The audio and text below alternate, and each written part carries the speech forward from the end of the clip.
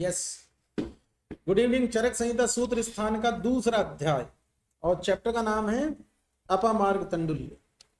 लिखो, चक्रपाणी के अनुसार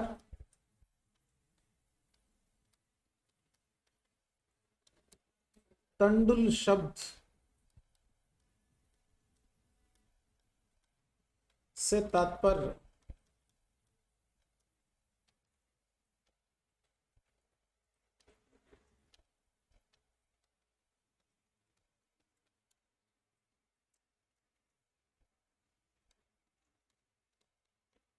अपामार्ग के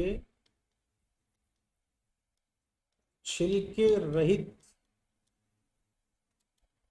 अंकुरण कर सकने योग्य बीज। चक्रपाणी ने अपामार्ग तंडुली में तंडुली शब्द की व्याख्या करी।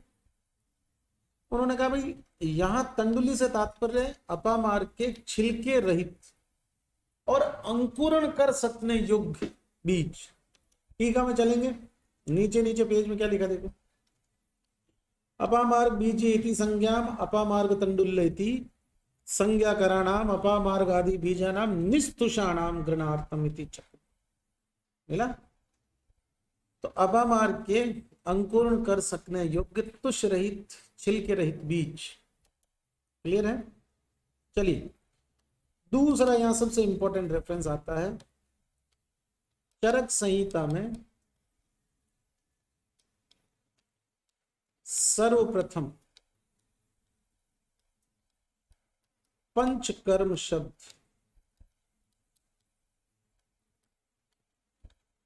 कहां आता है? तो यहां आता है बाबू दूसरे चैप्टर।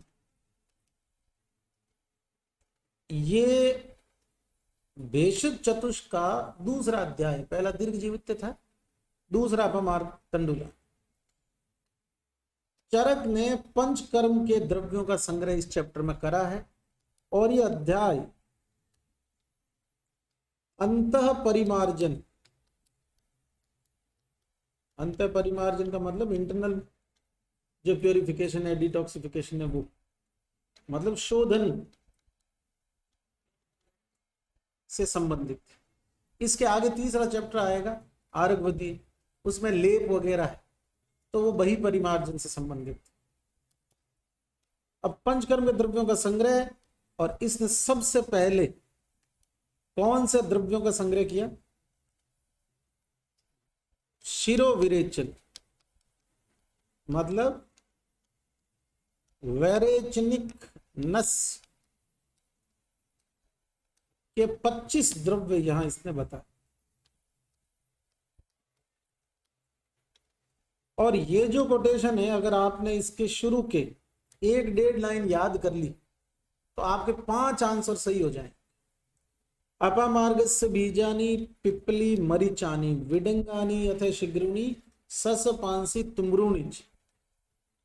फिर उसके बाद में कुछ है, जैसे पीलू, रेणुक, सुरसा मतलब तुलसी, सिरिस, लहसुन, लवण द्वय। क्वेश्चन आता है कि चरक ने अपामार्ग तंडुल्य में शिरोविरेचन के 25 द्रव्य में कितने लवण लिए? 2।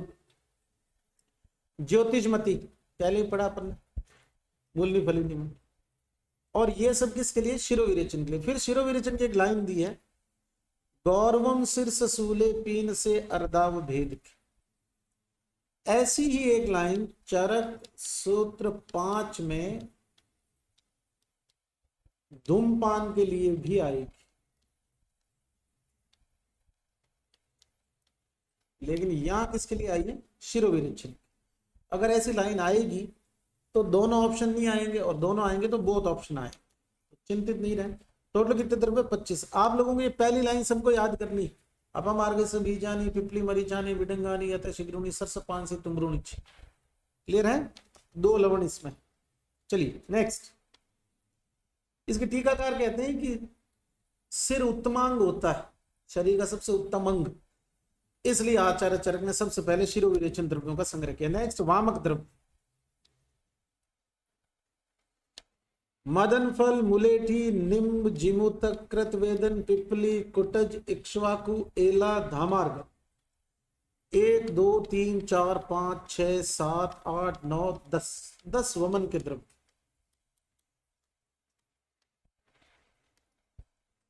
और ये जो लाइन है नीचे वाली, ये आ चुकी है बहुत बार पीजी में, और यहां से 2 प्रश्न बनते हैं। उपस्थित श्लेष पित्ते व्याधव आमाशय आश्र। आमाशय में स्थित पित्त और कफ को निकालने के लिए, मतलब कुपित हुए पित्त और कफ को निकालने के लिए कौन सा कर्म कर? वमन कर। फिल इन द ब्लैंक्स माता वमनार्थम प्रयुज्यतम। एक दूसरा ये टुकड़ा भीषक देहम है दुष्यनम। इसका अर्थ यह है कि वमन करते टाइम पे वैद्य को ये ध्यान रखे कि देह दूषित नहीं हो, मतलब अयोग, अतियोग, मिथ्या योग, हीन योग, इस तरह कोई चीज नहीं है। लेकिन ये प्रश्न बन जाता है कि आचार्य चरक ने भीषक देह में दुष्यन की उपमा किसको दी? वमन कर। नेक्स्ट,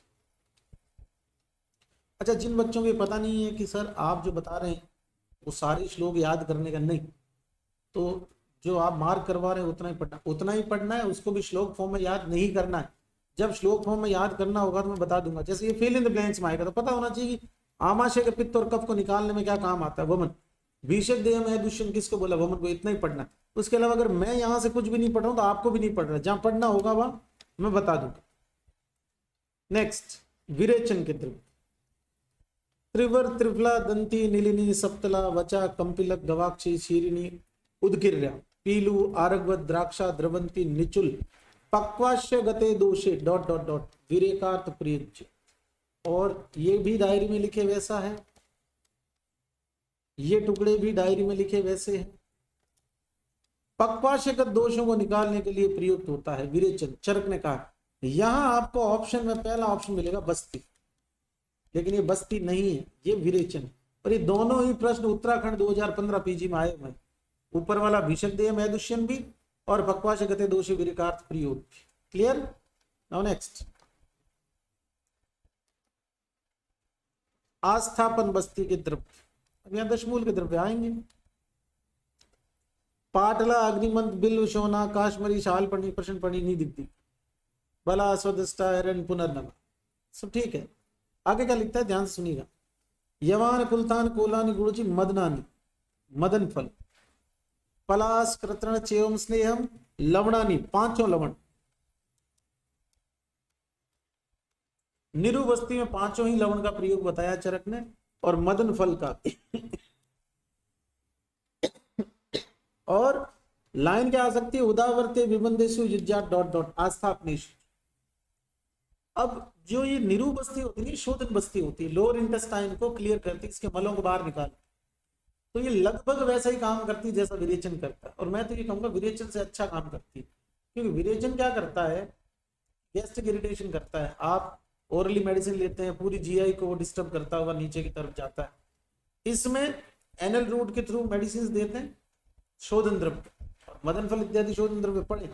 मदन फल जो है वो वमन, आस्थापन और अनुवासन तीनों में अग्रह है चरक अनुसार।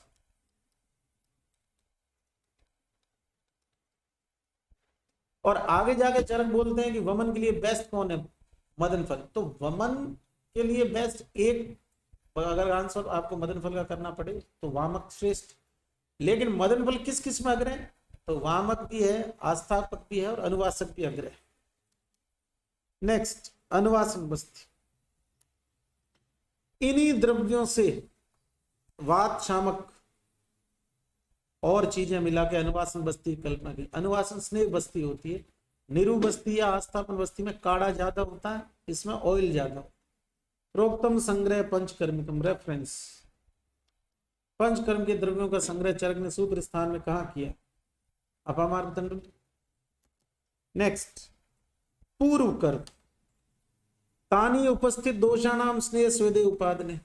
शोधन कर्म से पहले स्नेह स्वेदन करना चाहिए। कैसे करना चाहिए? पंचकर्माणि कुर्वित ... विचार्या, मात्रा कालो विचार्या। ये भी उत्तराखंड 2015 का क्वेश्चन, इसी चैप्टर से, इसी पेज, 2 पहले वाले पेज से, एक इस पेज से क्वेश्चन। अगला, मात्रा काल आश्रय युक्ति सिद्धिर युक्ति प्रतिष्ठित।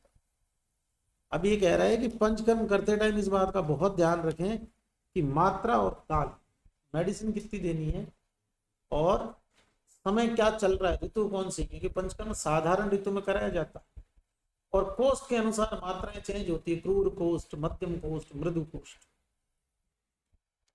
ये कह रहे हैं मात्रा और काल के अधीन होती है युक्ति, सॉरी मात्रा काल आश्रय युक्ति। मात्रा और काल युक्ति के आश्रय होते हैं कि आपको युक्ति कैसी बनानी आती है। आप पेशेंट को देख के उसकी परीक्षा करके और उसके लिए क्या डोज डिसाइड करते हैं, उसी से क्या पता चलेगा कि आपके कर्म की सिद्धि कैसी। सिद्धिर युक्तो प्रतिष्ठित, और सिद्धि भी युक्ति के आश्रय। तिष्ठति उपरो युक्ति ज्ञान द्रव्य ज्ञान बताम सदाम। ये कोटेशन जो चरक सूत्र 1 में अपन ने पढ़ा उस कोटेशन से रिलेवेंट। कौन सा? कि भाई औषध को नाम और रूप से तो गोपा, अजपा, अविपा, ये सब भी, वनवासी, ये सब भी जानते हैं कि ये निम्न है, लेकिन युक्तिज्ञ जो होता है वो सिर्फ द्रव्य के ज्ञान रखने वाले से ज्यादा अच्छा उसको यूज करना आता है, इसलिए लिख रहा है इसीलिए युक्तिज्ञ को द्रव्य ज्ञानवान से ऊपर मान। ये कुछ ऐसा समझ लीजिए, डीजी में कोई पीजी कर रहा है, उसको सिर्फ औषधि का नाम पता है, रसगुण वीर्य विपाक पता है, लेकिन काय चिकित्सक को उसकी युक्ति पता है कि किस तरह से इसका उपयोग किया जाएगा, वो ज्यादा एक्सपर्ट है इस चीज। तो युक्तिज्ञ ज्यादा ऊपर है किससे? द्रव्य ज्ञान। नेक्स्ट, आप लोगों ने पंचकर्म के संदर्भ में पढ़ा होगा पूर्व कर्म, प्रधान कर्म और पश्चात कर्म। पूर्व कर्म आता है स्नेहन स्वेदन, प्रधान कर्म में आते हैं 5 कर्म, पश्चात कर्म आता है संसर्जन कर्म। संसर्जन कर्म का मतलब है कि शोधन करवाने के बाद रोगी के शरीर से डाइजेस्टिव जूस और एंजाइम बहुत ज्यादा मात्रा में निकल जाते हैं, डिहाइड्रेशन लाइक हो जाता है, तो उस टाइम अग्निमांद होता है। संशोधन के बाद में क्या होता है? अग्निमांद, डाइजेस्टिव जूस और एंजाइम निकलने से। उस टाइम भारी खाना नहीं देना है, क्या देना है? दलिया, दाल का पानी, और उनको आयुर्वेद में कहते हैं पेया विलेपी यवा। धीरे धीरे इनकी डोज बढ़ाते हैं, धीरे धीरे हैवी की तरफ जाते हैं, फिर नॉर्मल खाने तक जाते हैं। संसर्जन की बात करें तो 3 प्रकार की शुद्धि होती है। शोधन 3 प्रकार के लोगों की, 3 तरह की कैटेगरी के लोगों में, प्रवर, मध्यम और अवर। मतलब बहुत ज्यादा दोष है और रोगी भी बलवान है तो प्रवर शुद्धि करवाएंगे। मध्यम रोगी, मध्यम दोष बल, मध्यम शुद्धि करवाएंगे। अवर रोगी, अवर दोष बल, अवर शुद्धि करवाएंगे। प्रवर शुद्धि में 7 दिन तक संसर्जन, मध्य में 5 दिन तक और अवर में 3 दिन। 7 दिन में टोटल 14 अन्न काल होते हैं, मतलब खाना खाने के दिन के 2 टाइम के हिसाब से 7 दिन के 14 खाना खाने का टाइम होता है। तो 7 दिन में पहला अन्न काल जो होता है वो तो इस कर्म को करवाने में ही चला जाता है, इसलिए जो फर्स्ट डे होता है उस दिन एक ही अन्न काल होता है। सेकंड डे में 2 अन्न काल होते, थर्ड में भी 2, फोर्थ में भी 2, फिफ्थ में भी 2, सिक्स्थ में भी 2, और जो 7वां दिन होता है उसके मॉर्निंग में तो यही देना है, लेकिन शाम को नॉर्मल खाना, नॉर्मल मतलब रूटीन खाना शुरू कर देंगे, तो इस अन्न काल में दलिया वलिया नहीं देती। इसलिए 7 दिनों के संसर्जन में भी अगर आपसे अन्न काल पूछे तो प्रवर शुद्धि में 12 अन्न काल संसर्जन कर्म में होते हैं। 5 दूने 10, शुरू वाला लास्ट वाला घटा दो, 8 अन्न काल। 3 दूने 6, तो 6 में से माइनस करो 2, कितने? 4 अन्न काल। अब अगर आपसे पूछा जाए कि संसर्जन की प्रवर शुद्धि में कितने दिन का समय लगता है? 7 दिन। कितने अन्न काल होते हैं? 12। फंडा यही है, -2 चलेगा। कैसे? डे इंटू 2 -2, तो टोटल डे जितने हैं उसको 2 से मल्टीप्लाई करो, जो रिजल्ट आए उसमें से 2 घटा दो। 7 दूने 14, 14 में से 2 गए 12, 5 दूने 10, 10 में से 2 गए 8, 3 3 दूने 6, 6 -2 4। ये अन्न काल होते हैं। अरे बात पल्ले पड़ रही भाई, बात समझ में आ रही है ना?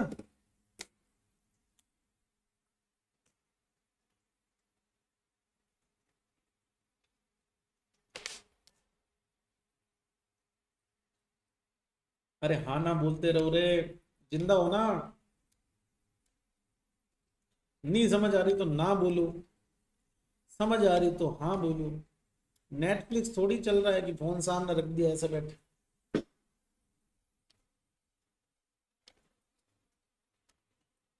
चलो, जैसा तुम रेस्पॉन्ड करोगे उतना ही बताऊंगा। तुम कम रेस्पॉन्ड करोगे तो मुझे लगेगा अरे यार बच्चों को यही ज्यादा हो रहा है। तुमको जो बात समझ में आ रही है एटलीस्ट उसका हाँ कर दोगे तो बात समझ हो जाएगी, हाँ ठीक है, हाँ कह रहे मतलब समझ आ रही। और तुम ना कहोगे तो मैं वापस समझाऊंगा।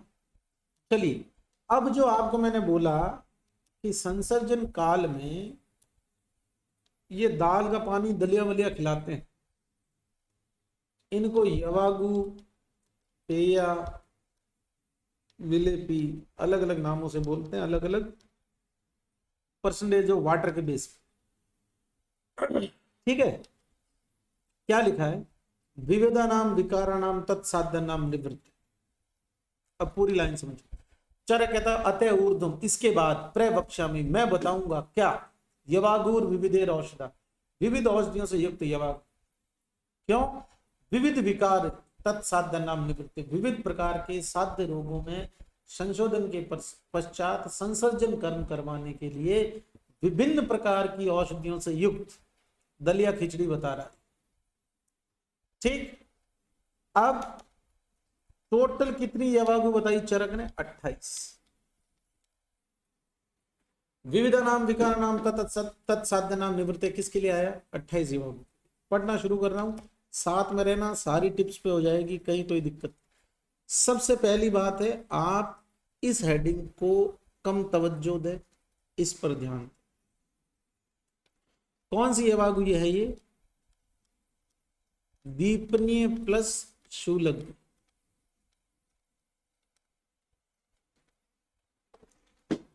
अब दीपनीय का मतलब है कि अग्नि बढ़ानी, इसका मतलब रोगी की अग्नि कम है, तो उसने जो खाना खाया है उस खाना खाने से उसके पेट दर्द कर रहा है और खाना पच नहीं रहा, तो खाने को पचाने के लिए और उस अजीर्ण युक्त खाने से, उस खाने के नहीं पचने से जो आम बन रहा है, उससे जो उसके पेट दर्द हो रहा है, उसको सही करने के लिए जो खिचड़ी आप दोगे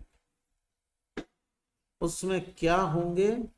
पिपली पिपली मूल चव्य चित्रक नागरिक। क्या है यार ये पिपली पिपली मूल चव्य चित्रक नागरिक? इनको कुछ कहते हैं क्या? पंचकोल। तो पंचकोल साधित यवागु का प्रयोग कहां करेंगे? दीपनीय प्लस शूलग्नि वाली कंडीशन में मिलान करने में आते हैं, सिंगल क्वेश्चन आते हैं यवागु से। नेक्स्ट, पाचनी प्लस ग्राही, ददित बिल्व चांगेरी तक्र दाड़िम साधित। ददित कपित को कहते हैं, बिल्व तुम सबको पता है। बिल्व जो है ना, बिल्व का चूर्ण आप अपने हॉस्पिटल में देखना, डायरिया वाले पेशेंट को देते, जिनको लूज मोशन। अब बहुत से रोगी ऐसे होते हैं जिनको खाना खाते ही खाना डाइजेस्ट नहीं होता है, उसका प्रॉपर पाचन नहीं होता है और मल त्याग के लिए जाना पड़ता है। ऐसे रोगी संभवतः गृहिणी रोग से पीड़ित होते हैं। क्यों? क्योंकि उनकी जो इंटेस्टाइन है वो उस खाने को होल्ड नहीं रख पाती, और जो खाने को होल्ड रखता है उस ऑर्गन को ही तो गृहिणी कहते हैं। तो लूज मोशन लग जाते हैं। इसका मतलब इस रोगी में अपन ऐसे द्रव्यों का प्रयोग करें जो उसकी डाइजेशन को बढ़ाए, प्लस उस शरीर का जो अंग ग्रहणी है उसको खाने को होल्ड करके रखने की कैपेसिटी दे। तो होल्ड करके रखने की कैपेसिटी दे, इसका मतलब तो ये हुआ ना कि जो लूज मोशन हो रहे हैं उनको रोक सके। तो यहां जो द्रव्य दिए गए हैं वो कसाय रस वाले, स्तंभक, दधित, कपित बहुत ज्यादा कसेला होता है, स्तंभक होता है, बिल्व, लूज मोशन को रोकने के लिए बिल्व चूर्ण देते, दधित, बिल्व, चांगेरी, तक्र, छाछ, रूखी सूखी होती है, रुक्ष होती है, ठीक, इनसे युक्त खिचड़ी देनी है, पेया देनी। दधित, बिल्व, तक, चांगेरी, तक्र, दाढ़ी में साधिता, कौन सी? 5 निग्राही। ये बाबू ये पूरी हो गई यहां पे, ये नहीं है। अब इसको लगा कि यार बच्चे समझदार है इतने तो, कि 5 निग्राही में यहां दे रहा हूं, लूज मोशन की दवाई के साथ में पाचन को बढ़ाने वाली खिचड़ी दे रहा हूं, तो अब मैं आगे जो बोलूंगा ना उसको ये लूज मोशन ही समझेंगे, मतलब अतिसार ही समझेंगे। तो इसने सिंपल लिख दिया सहवाते पंचमूल की। एक्चुअल में क्या लिखना था? वातिक अतिसार में पंचमूल की पेय है। तो ये तीसरी हो गई आप, कौन सी?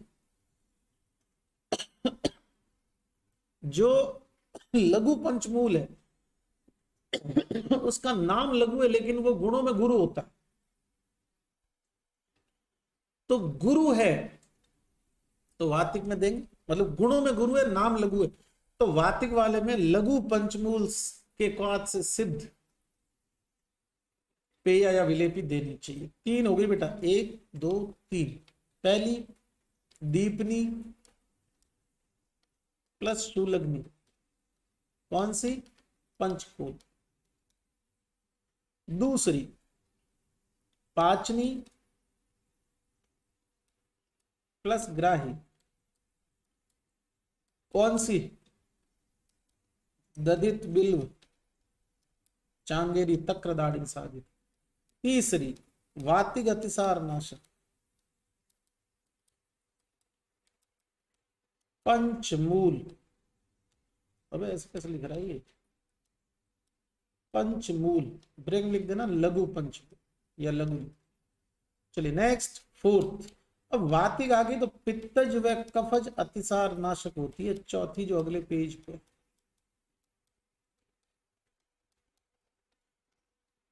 और वो है याद करना बड़ा आसान। अब मैं इसको लिखूंगा श्लेष्म पित्त अतिसार नाशक, ठीक है? क्यों लिखूंगा? अतिसार है तो बिल्व आएगा, से श्लेष्म, से सालपर्णी, पै से पित्त, पै से प्रश्निपर्णी, बन गई सालपर्णी, बिल्व, प्रश्नपर्णी साधित, पित्त श्लेष्म अतिसारिणी। बात समझ में आई? अरे हाँ ना बोलो, बात समझ में आई ना? शालपर्णी प्लस प्रश्नपर्णी, तो स श्लेष्म शालपर्णी, पै से पित्त प्रश्नपर्णी, श्लेष्म पित्त अतिसार, बिल्व भी आया। बात समझ आ रही है? चलो नेक्स्ट, रक्त अतिसारग्नि पेय। अब भाई ब्लीडिंग हो रही है डायरिया के साथ में या ब्लडी डायरिया के। याद रखना बाबू, आयुर्वेद में अगर पहले सुन लिया है तो बहुत अच्छा, नहीं सुना है तो आज से सुन लो। जहां जहां ब्लीडिंग डिसऑर्डर्स आएंगे वहां वहां बकरी का कोई ना कोई प्रोडक्ट जरूर यूज, क्योंकि बकरी के जो प्रोडक्ट होते हैं वो मधुर, कषाय और तिक्त होते हैं, और ये तीनों ही रस स्तंभक, मतलब रोकने वाले। तो ब्लीडिंग डिजीज में ब्लड को रोकना प्राइम ऑब्जेक्ट होता है ट्रीटमेंट। अब यहां रक्त अतिसार है तो स्टूल के साथ में ब्लड निकल रहा है। पयस्य अर्धोद के छागे, छाग बकरी कहते, रक्त अतिसार है, इसका मतलब उष्णता बढ़ी हुई शरीर में बहुत ज्यादा। उष्णता को कम करने के लिए हिबेर उत्पल नागर, पैसे अर्दूध के छागे, बकरी का दूध 1 लीटर, आधा लीटर उसमें पानी, रेशो बता रहा हूं, और उसके अंदर हिबेर उत्पल और नागर, इनको उबालो और इसके साथ में खिचड़ी दोगे बना के, तो रक्त अतिसार का नाश। नेक्स्ट आगे देखो क्या लिखते, सामे मतलब आमा अतिसार और मूत्रकृच, तो ये आपकी छठी आम में, साथ ही मूत्रकृच। सिंपल कर देते बहुत, आमा अतिसार बराबर अति विषा, बात खत्म।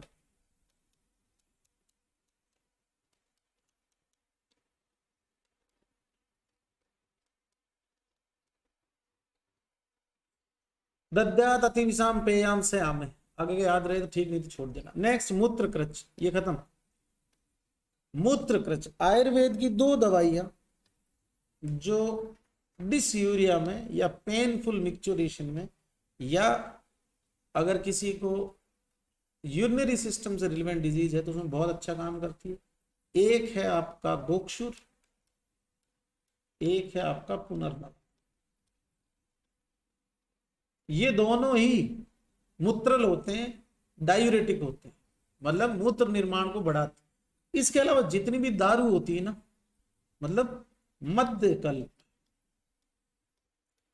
सारी की सारी दारू मूत्रल होती है। इसीलिए अल्कोहल का रेगुलर कंजप्शन करने वालों में वाटर सॉल्युबल जो विटामिन होते हैं उनकी कमी होती, क्योंकि यूरिन फॉर्मेशन ज्यादा, तो पेशाब के साथ में पानी में घुल घुल के विटामिन बी कॉम्प्लेक्स पूरा और सी, इनकी कमी होती।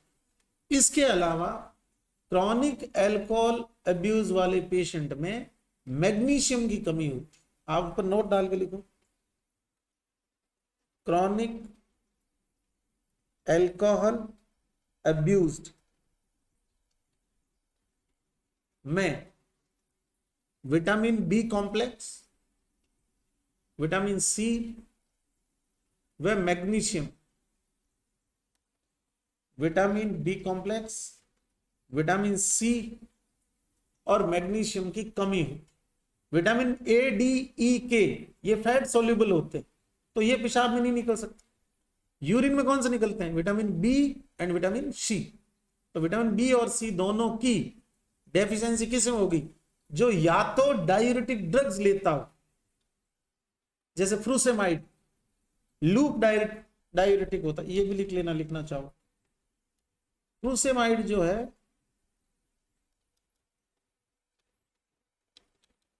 It is a loop diuretics.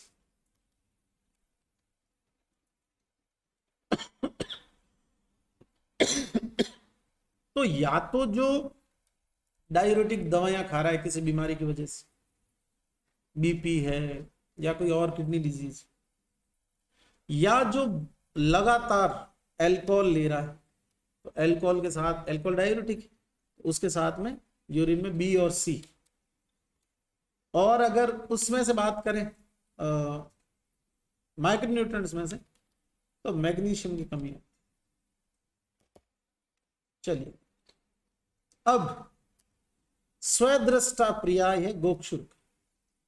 तो मूत्रकृच का मतलब है पेशाब जो है वो बहुत कम कम आना, दर्द के साथ आना, लो वॉल्यूम यूरिन बनना, स्वदृष्टा। और आगे लिखा फाणित। फाणित एक तरह का दारू ही है। फर्मेंटेड शुगर जो होती है, शुगर कैन जो होते हैं, उससे जो दारू का ऊपर वाला पार्ट है, स्वच्छ भाग, 1 लेयर 2 लेयर 3 लेयर, उसके बाद नीचे का जो पार्ट है उसको फाणित बोलते हैं। फाणित थोड़ी बुरी शराब होती है, कचरा ज्यादा होता है, इसमें बदबू मारता। लेकिन स्वदृष्टा और फाणित क्या है? मूत्रकृच वाली यवागु। नेक्स्ट, कृमिग्न यवागु, मतलब पेट में कीड़े हैं किसी के, यवागु देनी। तो तुम सबको पता है विडन, कृमिनाशक अग्र।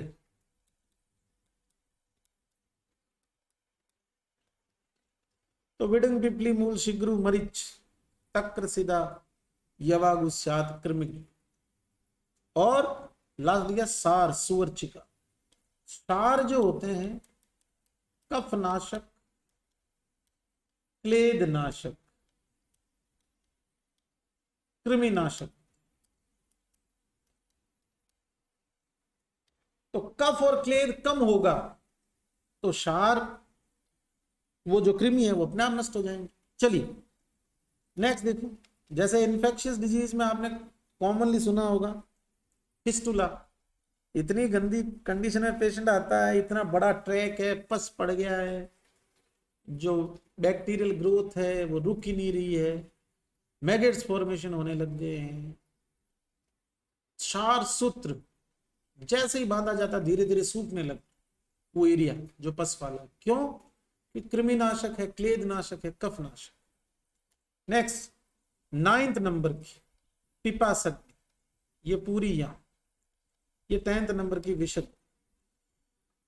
पिपासग्नि, प्यास बुझाने वाली दवाइयों से युक्त दलिया या खिचड़ी।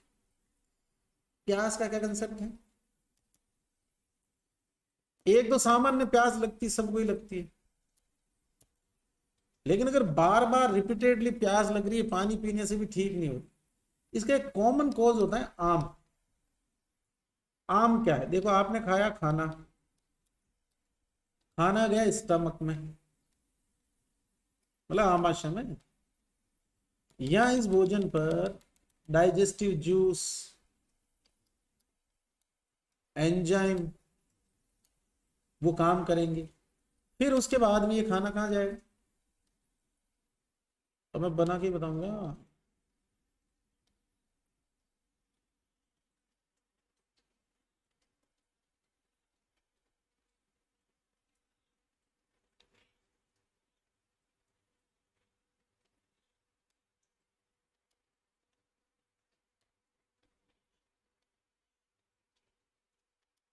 ठीक है, यहां लगे हुए 2 ताले। अब यहां से आपने खा लिए, खाना खा लिया, तो उसका यहां पर कुछ मात्रा में डाइजेशन होगा। यहां पर क्या है, ये जो पार्ट है ना, यहां से सीबीडी आता है।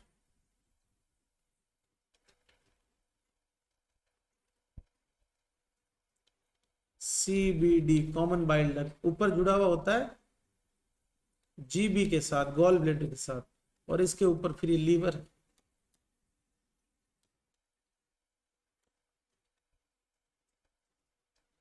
और ये बेचारा इस लीवर के नीचे खांच के अंदर छुपा रहता है, और ये आपकी ईसोफेगस पर ऊपर जाएगी। सो आपने खाना खाया, यहाँ खाना आया, यहाँ पर जितना डाइजेशन हो सकता था, एक्चुअल में खाने का पाचन तो बकल केविटी में हो जाता है। स्टार्च का पाचन करता है टाइलिन नामक एंजाइम। स्टमक में कुछ होता है डाइजेस्टिव जूस एंजाइम। ड्यूडनम के सेकंड पार्ट में कॉमन बाइल डक्ट आती है, और यहां पर जो पीएच होती है वो होती है 1 से 3 ड्यू टू HCl। अभी जो बाइल आ रहा है इसकी पीएच होती है 8 के आसपास। तो ये 3 से 4 पीएच का खाना जब सेकंड पार्ट ऑफ ड्यूडनम आता है, ये आपका हो गया कार्डिक स्फिंक्टर, ये हो गया पाइलोरिक स्फिंक्टर। तो जैसे ही पाइलोरिक स्फिंक्टर से खाना रिलीज होगा तो ये यहां आके किसे मिल जाएगा? बाइल। अब मैं बाइल को कुछ नया कलर देता हूं। मान लो बाइल का कलर ये है, वैसे तो पीला होता है, थोड़ा सा पीला, मतलब ये बाइल यहाँ है। अब इस खाने में मिल गया बाइल, और यहां पर फैट का मेटाबॉलिज्म स्टार्ट होता है, क्योंकि बाइल के साथ मिलके फैट मॉलिक्यूल्स जो होते हैं वो मिसेल स्ट्रक्चर बनाते हैं, और फैट डायरेक्ट एब्जॉर्ब होती नहीं है बॉडी में, मिसेल मॉलिक्यूल फॉर्म में ही फैट का एब्जॉर्प्शन होता है। तो ये मिसेल मॉलिक्यूल इस बाइल के मिलने से बने, अब यहां आके और ये हो गई इसकी जो पीएच है 7 के करीब, क्योंकि ये बेसिक था, ये एसिडिक था, तो खाना हो गया न्यूट्रल पीएच स्केल। अब ये खाना आगे जाएगा, और ये खाना जब आगे जाएगा, जो लोअर इंटेस्टाइन वाला एरिया है आपका, duodenum, jejunum, ileum, D J I, तो जो जेजुनम और इलियम वाला एरिया है, यहां पर मैक्सिमम एब्जॉर्प्शन होता है किसका? मैक्रो का, माइक्रो का, वाटर का, फैट का। और मत भूलिए कि यहां वाटर लिखा हुआ, मतलब आपने जो खाना खाया है उसमें पानी का जो मेजोरिटी में एब्जॉर्प्शन होता है वो लोअर इंटेस्टाइन में जाके होता है। इसलिए जैसे जैसे खाना नीचे जाएगा वैसे वैसे सॉलिड होता जाएगा, क्योंकि उसमें से वाटर का एब्जॉर्प्शन होता जाएगा। इसलिए जिन लोगों में कॉन्स्टिपेशन की प्रॉब्लम होती है, उनमें जब वो लंबे समय तक मल त्याग नहीं करते हैं तो स्टूल एकदम रॉक लाइक सॉलिड हो जाता है। उसका कारण यही है, इंटेस्टाइन उसमें से पानी एब्जॉर्ब करती रहती है और वो उतना ही सॉलिड होता जाता है। So maximum water absorption lower intestine में होता है। ये बेसिक फिजियोलॉजी है डाइजेशन की, आउटलाइन है एक्चुअली फिजियोलॉजिकल, डाइजेशन की, एब्जॉर्प्शन की, फूड की। अब आप कहेंगे सर आप कहाँ आम पढ़ा रहे थे, कहाँ हमको यहाँ घुमा लाए? अरे बाबू ये नॉर्मल कंडीशन में ऐसा होता है, और आपका खाना जब तक आपके स्टमक में होता है तब तक आपको प्यास लगती रहती। खाना जितना भारी होता है आपको प्यास लगती रहती। ये physiological thrust.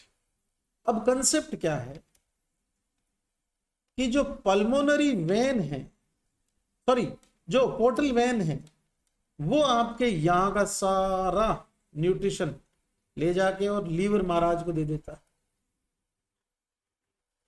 Porto hepatic system कहते हैं इसको। तो पोर्टल वेन के थ्रू सारा वाटर कंटेंट, न्यूट्रिशन, फैट, वो सब गया लीवर।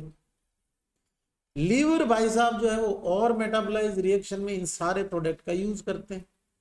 और लीवर है बॉडी का टर्बो, लीवर है बॉडी का वो जगह भंडारण कक्ष कहते हैं जहां पर एक्स्ट्रा चीजें स्टोर होती है, काम की चीजें बांटी जाती। तो डिस्ट्रीब्यूटर है ये न्यूट्रिशंस का।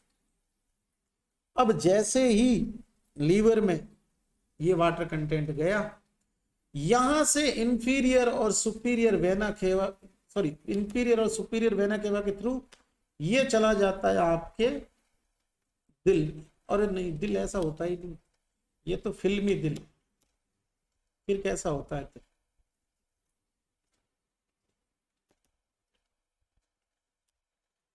सर ऐसा होता है, हाँ बेटे ऐसा होता है। सर ये तो उल्टा है। अबे पूरा ऐसे भी नहीं होता,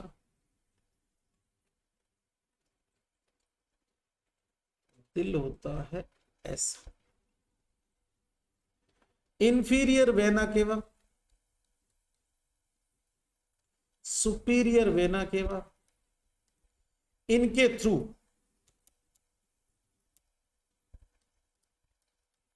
थ्रू ये राइट एट्रियम में आपके सारा जो मामला है वो पहुंच गया ब्लड के साथ। यहां पर जो वाल्व है बेटा उनको क्या बोलते हैं?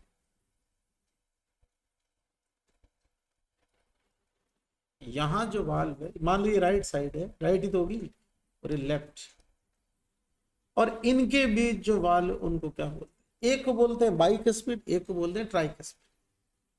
बाइकस्पिड किधर है और ट्राइकस्पिड किधर है, राइट लेफ्ट में बता दे। और अगर जो तूने नहीं बताया तो चप्पल खोल के यहीं से सीधा आएगा। बाइकस्पिड किधर, ट्राइकस्पिड किधर? अरे बोल जा, अरे बोलो बेटम जी, बाइकस्पिड किधर, ट्राइकस्पिड किधर, पता तो चले ना। एक शुरू कहां से करना? राइट में ट्राइकस्पिड, लेफ्ट में बाइकस्पिड। और कोई मेरा भाई? अरे देवियों तुम भी बोलो। ट्राइकस्पिड और बाइकस्पिड किधर है?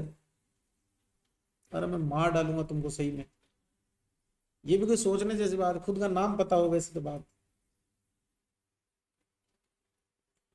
3 तक गिनूंगा, सबके जवाब आने चाहिए। 1 2, जल्दी आंसर करो। ट्राइकस्पिड किधर, बाइकस्पिड किधर? अरे मूर्खेश्वर, देखो इस राइट में बाइकस्पिड करती है। तो मैं ना, मुझे सही बता रहा हूं, किसी दिन या तो खुद मरोगे या मुझे मरवाओ। क्या करूं मैं तुम्हारा? अरे मेरे नौजवानों,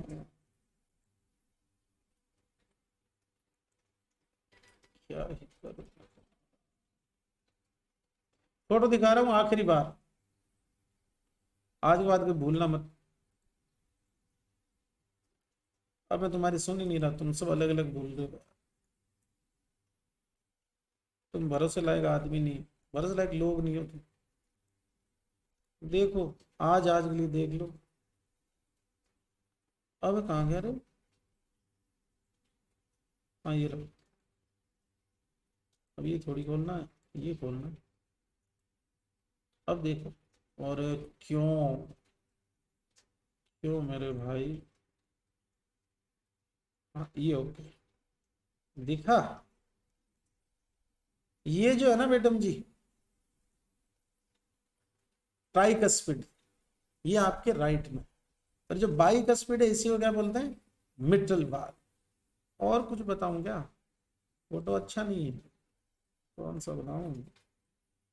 और कौन सा बता दूंगा, इतने सारे तो हैं, ये तो समझ में आ जाना चाहिए। हम्म, ये लो, ये लो,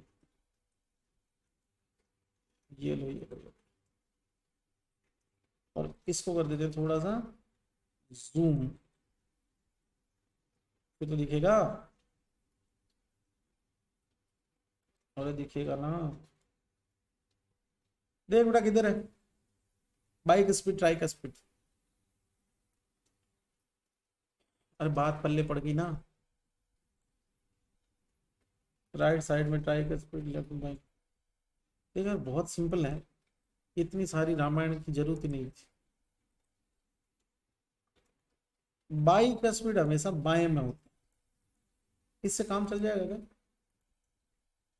बाइक स्पीड बाएं में, लेफ्ट। तो मैडम जी ये आपके हो गया बाइक स्पीड, ये हो गया आपके ट्राइक स्पीड। क्लियर? अब यहां से पल्मोनरी क्या जाएगी? आर्टरी की वेन। बेटा पहली बार देखना, कलर कुछ और है कुछ और। यहां से पल्मोनरी आर्टरी जाएगी, लेकिन उसका कलर अपन ने ब्लू रखा क्योंकि इसमें डीऑक्सीजनेटेड ब्लड है। और उधर से पल्मोनरी वेन आएगी ये, लेकिन इसमें ऑक्सीजन, तो ये पल्मोनरी वेन और ये पल्मोनरी आर्टरी, ये इधर जा रही है। इससे आएगा आपके लेफ्ट वेंट्रिकल में वाया बाइकस्पिड ये ब्लड और ये न्यूट्रिशन, और फिर आपकी पूरी बॉडी में इसका सर्कुलेशन होगा। क्लियर है? This is the normal basic physiology of food, digestion, absorption, distribution. Clear? अब जब यहां से ये ब्लड जाएगा जो आपके न्यूट्रिशन रिच, ऑक्सीजन रिच, तो ये आपकी खोपड़ी में भी तो जाएगा घूमता हुआ। इधर चला गया ये वाया वाया ब्रांचेज के थ्रू इधर। ये क्या है? गोबर नहीं, खोपड़ी। और बेटम जी इस खोपड़ी के अंदर एक स्पोर्ट है जिसको बोलते हैं थ्रस्ट सेंटर। हिंदी में क्या बोलेंगे तो पता नहीं। तो थ्रस्ट सेंटर जो आपका है वो यहां है। इस थ्रस्ट सेंटर के पास में ये सर्कुलेटरी ब्लड जाता रहता है। ये एक तरह से मीटर का काम करता है, मतलब ब्लड में वाटर कंटेंट कितना है, जैसे ही थ्रेशोल्ड से कम आता है ये एक्टिव हो जाता है कि पानी पिला, प्यास मत लग रही है, प्यासा मर रहा, ये इसका काम। क्लियर? जैसे ही यूरिन के अंदर वो ब्लड के अंदर वाटर कंटेंट की मात्रा बढ़ी, ये किडनी को बोलेगा यूरिन में निकाल, यूरिन में निकाल, यूरिन निकाल, पानी ज्यादा हो रहा है। तो थ्रस्ट सेंटर तक आपका ये पिया हुआ पानी पहुंचेगा, तब जाके आपको लगेगा आहा अब अच्छा लगा। जो तुरंत पीने पे सेटिस्फेक्शन मिलता है वो पेट भरने का सिग्नल है। तो कहने का मतलब ये है कि ये पूरी प्रोसेस अगर आपने समझ ली तो आपको अब मजा आने। मृद्विका, सारीवा, लाजा। अब यार जो पिपासा या तृष्णा रोग होता है ना वो वातपैथिक होता है, क्योंकि कब तो ठंडा होता है, वात सुखाती है, पित्त गर्मी, उष्णता। तो जैसे ही बॉडी टेम्परेचर बढ़ता है तो भी थ्रस्ट सेंटर एक्टिव होता है, जैसे ही वाटर कंटेंट कम होता है थ्रस्ट सेंटर एक्टिव होता है। क्योंकि बॉडी जब बहुत ज्यादा गर्मी फील करती है तो स्वेटिंग में पानी जाने लगता है, तो ब्लड से कम होने लगता है, तो थ्रस्ट सेंटर वैसे एक्टिव हो जाता है। सो बेसिकली ये चीज मेरे को यहां तक मैं आपको बताता हूँ, ये तो सब ठंडे हैं, ये मृद्विका, सारीवा, लाजा तीनों ही ठंडी ठंडी चीजें, ये तो समझ में आती है कि इसमें दे दी। लेकिन यार पिपली, मधु, नागर, ये तो उष्ण है। शहद बाहर से यूज करते हैं, एक्सटर्नली तो ठंडा है, अंदर अपन यूज करते हैं इंटरनली तो उष्ण है। पिपली कटुरस, नागर सुंठी कटुरस। लेकिन बच्चे पिपली व सौंठ कटु होते हुए भी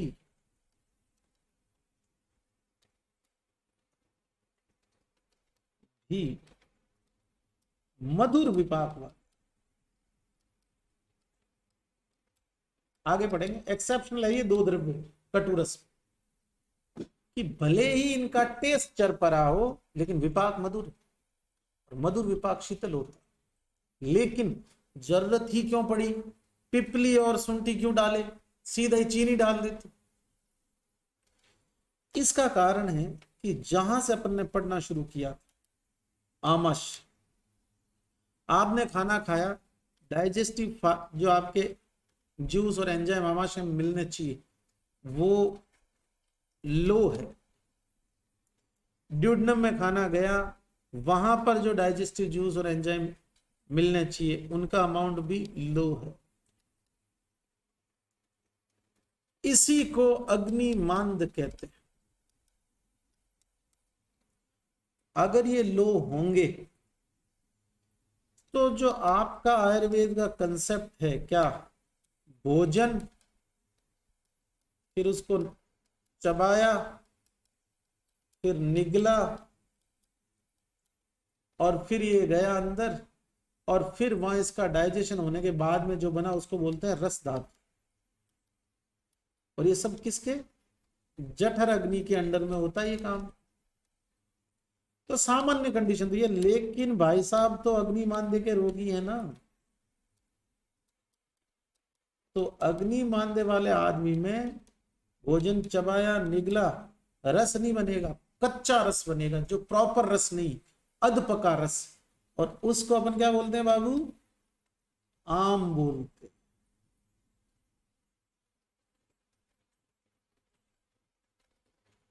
और भोजन जब तक आपकी जीआई में आमा अवस्था में रहेगा तब तक आपको प्यास लगती रहेगी। इसके दो कारण, एक तो आम आप ऐसा मानो कि कोई जेली लाइक सब्सटेंस बनता है जो पानी की डिमांड करता ही रहता है, जितना पानी पीते हो आम उसको एब्जॉर्ब करता है, पेट फटने लगता है पर प्यास नहीं बुझती। दूसरा, ये जो आम है इसकी वजह से यहां पर मान लो कि आम बन गया, रस नहीं बन गया, आम बन गया। अब ये आम जो है ना ये बहुत स्लोली स्लोली मूव करता है आके, और कभी कभी तो अकड़ जाता है, मतलब वहीं रुक जाता, उसी को अपन अल्सक कहते हैं। कभी कभी लूज मोशन की फॉर्म में निकल जाता है या उल्टी की फॉर्म में निकल जाता है, जिसको अपन विसूचिका कहते हैं। और इस आम रोग के दो भेद हैं, अल्सक और विसूचिका। बेसिकली इनडाइजेस्टेड फूड है और डाइजेशन में ज्यादा टाइम लगेगा। जितना ज्यादा टाइम लगेगा उतना ही यहां पर जो पानी है यहां से यहां तक, इसको इस एरिया में आने में टाइम लगेगा। और ये जितना लेट आएगा उतना ही ब्लड में वाटर कंटेंट जो है वो तो कम होता जाएगा, तो उतना ही थ्रस्ट सेंटर एक्टिव। पानी पानी पानी और पानी पियोगे उससे डाइजेस्टिव जूस और एंजाइम और डाइल्यूट हो जाएंगे। फिर पानी पिया और डाइल्यूट हो गए तो अग्निमांद्य बढ़ता जा रहा है ज्यादा पानी पीने से, और प्यास और लगती जा रही है, पेट फट रहा है। इसीलिए बोला जाता है आम जो है वो विरुद्ध क्रम औषधत्वात् असाध्य। क्या ट्रीटमेंट करें? आम खुद स्वभाव में उष्ण होता है, ठीक है, ठंडी चीजें दें तो अग्निमांद्य बढ़ रहा है, उष्ण चीजें देंगे तो अल्सर हो जाएगा, हाइपर एसिडिटी हो जाएगी, विदा हो जाएगा। अब ये जो आम बना है यही कारण है तृष्णा रोग का, पिपासा रोग। और यहां आचार्य ने पिपली, मधु और सौंठ इसलिए दिए क्योंकि पिपली और सौंठ नागर कटु रस के होने से दीपन पाचन करेंगे, इस आम को पचाने में हेल्प करेंगे। और इनका बेनिफिट ये है कि कटु रस होते हुए ये कटु विपाक नहीं होके मधुर विपाक, तो ये दे सकते हैं। मधु कफ नाशक है और कफ नाशक होता है वो आम नाशक भी, इसलिए जरूरत तो ठंडी चीजों की थी, लेकिन मृद्विका, सारीवा, लाजा इनके साथ पिपली, मधु, नागर दिए, इसलिए ये पिपासग्नि यवागु कहलाए। अब एक बार बता दो यार मेरे तुमको, ये आम की मतलब अग्निमांद्य से आम से पिपासा की उत्पत्ति कैसे हुई, ये पिक्चर क्लियर हुई कि नहीं? अग्निमांद्य, आम, तृष्णा या पिपासा रोग की उत्पत्ति, ये बात पल्ले पड़ी कि नहीं पड़ी? जल्दी बताओ, हाँ या ना? अरे बोल भाई, अगर एक ने भी जवाब नहीं दिया तो मामला गड़बड़ हो जाएगा। बात पल्ले पड़ी कि नहीं पड़ी? अग्निमांद्य का पेशेंट है, खाना खाया, खाना पचा नहीं, आम बन गया। आम जेली लाइक है, खाने को आगे जाने नहीं दे रहा, बढ़ने नहीं दे रहा। आम फॉर्म में खाना धीरे आगे बढ़ता है, डाइजेशन प्रॉपर नहीं है तो लोअर इंटेस्टाइन में पहुंचेगा नहीं, लोअर इंटेस्टाइन में पहुंचेगा नहीं तो वाटर कंटेंट भी नहीं पहुंचेगा, वाटर कंटेंट वहां पहुंचेगा नहीं तो ऊपर नहीं जा पाएगा, ब्लड में नहीं जा पाएगा। ब्लड में अगर वाटर कंटेंट कम रहेगा तो थ्रस्ट सेंटर एक्टिव होगा, थ्रस्ट सेंटर एक्टिव होने से बार बार पानी पीने की इच्छा होगी। जितना ज्यादा पानी पिएगा उतने ही डाइजेस्टिव जूस और एंजाइम और ज्यादा डाइल्यूट होंगे, उनके डाइल्यूट होने से पाचन और स्लो हो जाएगा। बात समझ आ गई? अब तुम्हें एक मजेदार बात बताता हूं जो इससे रिलेवेंट तो नहीं लेकिन आमज व्याधियों से रिलेटेड। आमज जो रोग होते हैं ना, उनका एक लक्षण है बहुमूत्रता।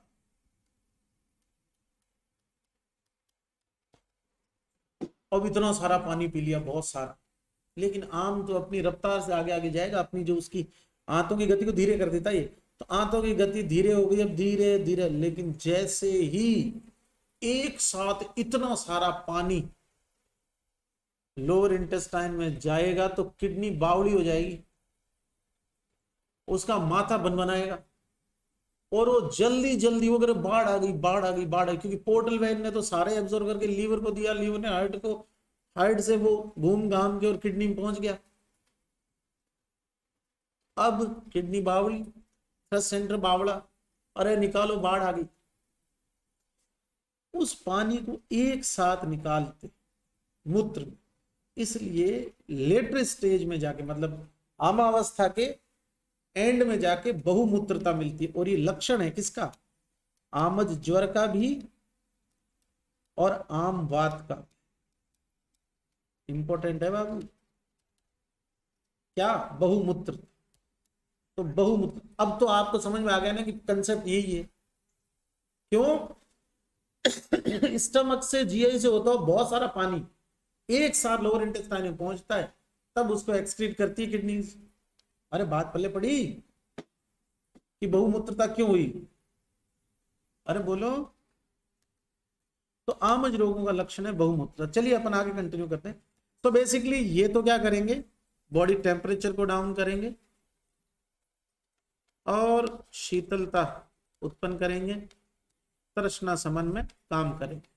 और ये जो 3 द्रव्य है ये आम नाशक, तो जितना जल्दी आम का नाश होगा उतना ही वाटर कंटेंट लोअर इंटेस्टाइन में पहुंच पाएगा और ये तृष्णा या पिपासा नष्ट हो जाए। चलिए, अगर ये समझ में आ गया तो बहुत अच्छी बात।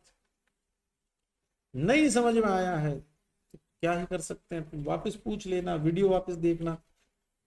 फिर भी नहीं समझ आए कल की क्लास में पूछना, लेकिन ये समझ में आ जाना चाहिए, बड़ा बेसिक सा। चलिए नेक्स्ट, विषग्नि बराबर सोमराजी पाचता। याद कर लेना बेटा, MTR, मुझे तुम रटो।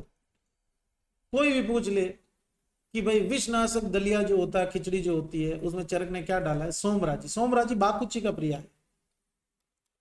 सोमराजी किसको बोलते हैं? बाकुची। ठीक है बेटा, तो बाकुची का ये प्रिया है। नेक्स्ट, कार्श्य तथा मेदो रोग। देख,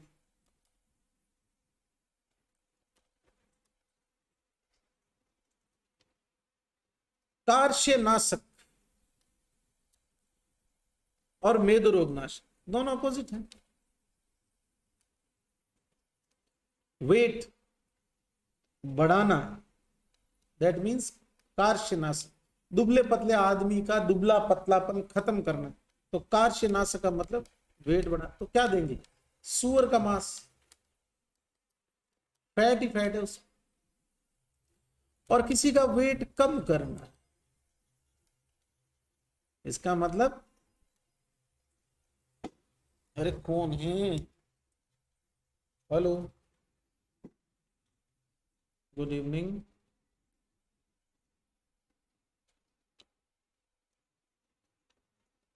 जी बताएं।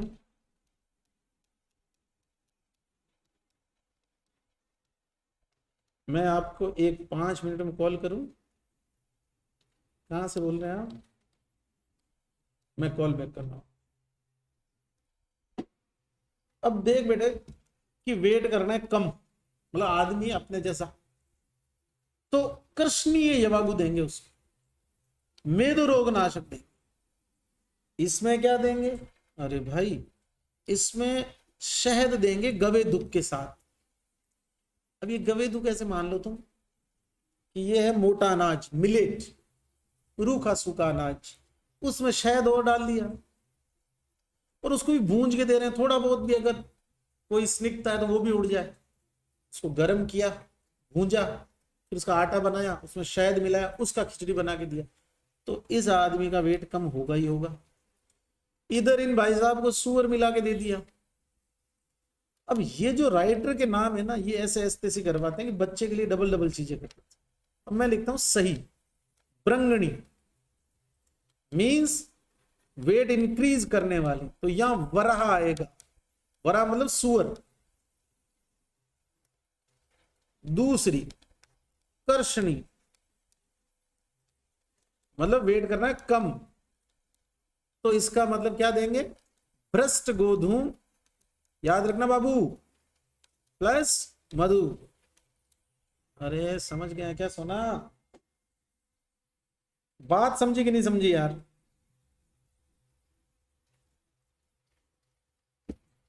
अब ये चरक को नहीं पता कार्श्य मेदो रोग क्या है, ये जो किताब के राइटर इन्होंने चिपका दिया। अब अपने को याद कर लेना, ब्रंगनी बराबर कार्श्य नाशक, कर्षणी बराबर कार्श्य नाशक है ना, और कर्षणी बराबर मेदो रोग नाशक। हाँ कि ना? अरे बोल जा भाई, ये बात पल्ले पड़ गई ना? जो कर्षणी है मतलब कर्षणीकरण करेगी, वेट को रिड्यूस करेगी, किसका करती है? मेदो रोग वालों का, स्थूल का। तो उसके अंदर तो गवेदुक प्लस वो भी भ्रष्ट वाला प्लस शहद। वैसे भी वेट रिड्यूस के लिए शहद लेते हैं नींबू के साथ में लोग, काम कुछ नहीं करता वो, लेकिन लेते तो हैं। और नींबू के साथ वाला काम नहीं करता, वैसे करता। और वरा सुअर फैट, तो वजन कम है उसको खिलाएंगे। चलो नेक्स्ट, आगे चलो, मजेदार चीज बताता हूं एक और। एक है स्नेहनी, एक है रुक्षणी। ठीक, स्नेहनी, सर्पी मतलब घी, तिल, तिल का तेल, और नमक मिला दिया उसमें, तो घी प्लस तेल प्लस लवण, पक्का क्या करेगी? स्नेहन। यह एक क्वेश्चन आपके दिमाग में आना चाहिए, लवण क्यों डाला सर? तो बेटा पहली बात तो 1 2 3, ये शुरू के 3 रस क्या होते हैं? कफवर्धक, स्निग्ध, ऐसे एक कंसेप्ट। दूसरा, लवण का दूसरा काम क्या है? ये लवण जब स्नेहों के साथ मिला देते हैं तो शब्द स्नेहन करवाता है, मतलब फटाफट स्नेहन करवाता है, क्योंकि आगे आगे रास्ता क्लियर करता है, पीछे पीछे स्नेह घुस जाता है। तो घी है, तेल है और स्नेह है, वो सॉरी घी है, तेल है और लवण है, कौन सी होगी? स्नेह। नहीं, किस में कराएंगे? स्नेहन करवाना होगी। स्नेहन किसका करेंगे? जो ड्राई हो जिसका शरीर, जो इंटरनली जिसकी आंतों में ड्राइनेस हो, स्किन में ड्राइनेस हो। क्लियर है? खत्म हो गई।